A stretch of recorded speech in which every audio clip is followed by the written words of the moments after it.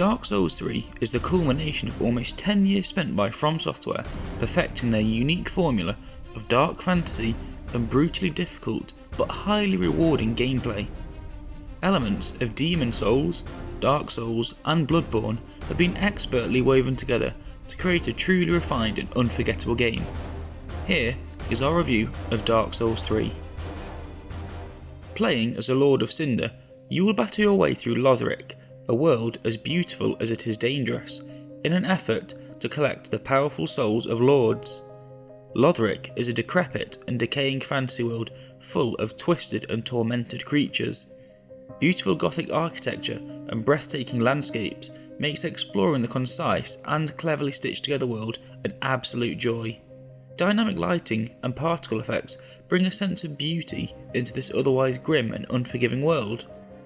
Once again, From Software have produced a cryptic and ambiguous story that is linked together by NPC dialogue and lore found through item descriptions. As expected, the lore in Dark Souls 3 is detailed and gives the world of Lothric a sense of mystery and heritage. What makes the lore truly special in Dark Souls 3 is subtle references to the previous games, whether it's through a strangely familiar item or a piece of dialogue that hints at the events of the other games. Unfortunately, I found myself taken out of the game occasionally because Dark Souls 3 does suffer from frame rate problems and the game doesn't run as smooth on consoles as I would have hoped. That being said, the technical issues are nothing in comparison to the issues of previous games such as Blighttown in Dark Souls 1. In the previous Souls games, players were left with very little instruction on where to go or what to do. Whilst Dark Souls 3 certainly doesn't hold your hand, it does provide you with helpful guidance, whether it's through dialogue or comments written on the ground by the developers. On top of this, From Software have made the game a little more user-friendly through the use of a hub, similar to Majula from Dark Souls 2. After the game's tutorial, you essentially have access to everything you need, ranging from a blacksmith who can upgrade and fix your gear, to a shopkeeper who will let you buy and sell items. As you progress, you can expand their inventory and invite other NPCs back to the hub who will then offer a new service such as selling spells. It's impossible to talk about a Dark Souls game without talking about the bosses. You'll be pleased to know that Dark Souls 3 features some of the best boss encounters in the series to date, and most of them are very memorable. One of my favourite features is how bosses have multiple stages and change in some way halfway through the fight. This made some of the bosses extremely difficult, but at the same time so rewarding to beat. In my personal opinion, I found Dark Souls 3 much harder than Dark Souls 2. It's more on par with the first Dark Souls game or Bloodborne. An improved combat system that introduces weapon arts makes the combat that much more enjoyable. Each weapon you find on your journey has a weapon art, which is a special move or ability that is activated through the ready stance. Weapon arts are difficult to master, but when used correctly, they can turn the tides in battle, whether you're battling a hideous boss or dueling another player through the game's online features. The multiplayer functionality returns in Dark Souls 3.